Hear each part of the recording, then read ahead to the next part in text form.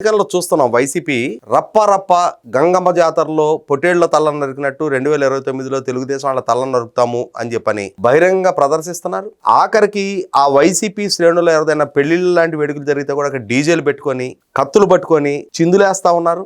అటువంటి చిందులేయటాన్ని ఆ రకమైన ఫ్లెక్సీలు ప్రదర్శించడానికి కూడా జగన్మోహన్ రెడ్డి కూడా ఏముందబ్బా పుష్ప సినిమాలో డైలాగే కదా అని చెప్పని సమర్థిస్తా ఉన్నాడు. ఇటువంటి సందర్భంలో అనంతపురం జిల్లాలో చూసాం మనం అతను పుట్టినరోజు అయితే నేను ఇందాక చెప్పాను కదా, అభిమానులకి వేడుకగా భోజనాలు ఒక 1000 మందికో 2000 మందికి పెట్టుకోండి, 10,000 మందికి పెట్టుకోండి, మీ దగ్గర స్తోమత ఉంటే.